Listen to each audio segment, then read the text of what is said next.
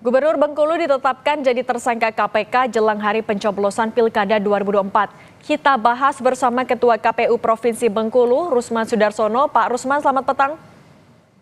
Selamat petang. Pak Rusman, artinya setelah ditetapkan sebagai tersangka dan juga ditahan, status tersangka sebagai calon gubernur di Pilkada seperti apa, Pak? Jadi begini, walaupun ada pasangan calon, ini yang sudah ditetapkan sebagai tersangka oleh KPK, tentu proses pencalonannya ini sah dan proses pilkadanya tetap akan berjalan. Dan status mereka ini tetap sebagai pasangan calon, yang tentu kami belum bisa memberikan sanksi apa-apa terhadap dengan status daripada pasangan calon tersebut. Artinya proses pilkada di Provinsi Bengkulu ini tetap dengan dua pasangan calon. Gitu. Artinya tidak menggugurkan status sebagai calon gubernur maupun juga paslon ya, Pak? Tidak, dia tetap. Oke, Pak, kan tapi juga dalam aturan disebutkan kalau ada paslon ataupun juga calon yang berhalangan hadir tetap, kemudian juga sudah jadi narapidana, itu akan diumumkan kepada pemilih sebagai pemenuhan hak publik untuk keterbukaan informasi. Kalau statusnya belum jadi narapidana, tapi ditahan, ini juga akan dilakukan atau seperti apa aturannya, Pak? Jadi norma yang ada di PKPU 17 pasal 16 itu bahwasanya apabila ada salah satu pasangan calon yang dinyatakan berhalangan tetap atau terpidana, maka KPU Provinsi Bengkulu, KPU Provinsi ini bersurat kepada PPK, PPS dan KPPS melalui KPU Kabupaten Kota untuk diumumkan kepada masyarakat bahwasanya yang bersangkutan berhalangan tetap atau terpidana.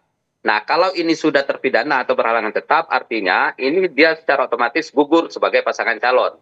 Tetapi kalau dia baru sebatas tersangka, ini belum ada pengaruh apa-apa terhadap pencalonan mereka. Artinya masih sah sebagai pasangan calon. Artinya untuk Pilkada Bengkulu akan tetap dilakukan sesuai jadwal dan sesuai tahapan ya, Pak? Meskipun salah satu calon kepala daerahnya tidak bisa hadir ataupun juga sudah ditahan. Jadi kalau persoalan calon tidak bisa hadir, ini kan tidak ada ketentuan sebenarnya bahwasanya pasangan calon itu untuk hadir pada saat itu. Artinya tetap normal, perjalanan daripada tahapan ini akan kami lakukan sesuai dengan jadwal, dan pasangan calon untuk Pilkada Provinsi Bengkulu ini tetap ada dua pasangan calon. Itu yang bisa kami sampaikan. Oke Pak, kalau untuk secara umum persiapan akhir Pilkada di Bengkulu sejauh ini sudah sampai mana, Pak? Kalau persiapan pilkada di Provinsi Bengkulu, bahwasanya kita sudah masuk kepada tahap pendistribusian logistik. Untuk daerah pulau terluar, yaitu di Bengkulu ini ada salah satu kecamatan yang di kepulauan, yaitu Pulau Enggano. Ini pendistribusian logistiknya sudah kita lakukan di tanggal 19 kemarin, 19 November, dan itu sudah sampai di lokasi. Dan hari ini tadi kami sudah mendistribusikan logistik di TPS sulit yang ada di Provinsi Bengkulu, dan besok kami pastikan seluruh distribusi logistik ke seluruh TPS ini akan kita lakukan. Karena H-1 ketentuannya seluruh logistik sudah harus sampai ke TPS. Oke, Pak Rusman, balik lagi ke soal yang tadi, Pak. Tadi kan juga akan ada penyampaian informasi kepada KPPS, kemudian juga nanti akan secara lisan kepada calon pemilih. Itu informasi yang disampaikannya apa saja, kemudian hanya secara lisan atau juga seperti apa, Pak? Jadi kalau seandainya dia bukan berhalangan tetap dan belum ditetapkan terpidana, maka tidak ada penyampaian apa-apa kepada KPPS ataupun kepada masyarakat.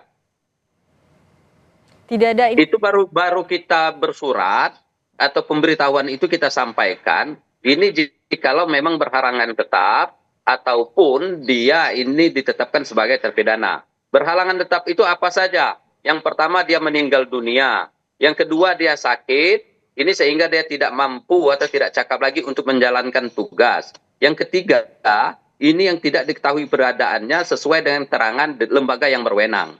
Jadi itu baru dikategorikan nanti bahwasanya calon itu gugur sebagai pasangan calon.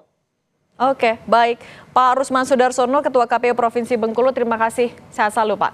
Ya, terima kasih. Selamat sore.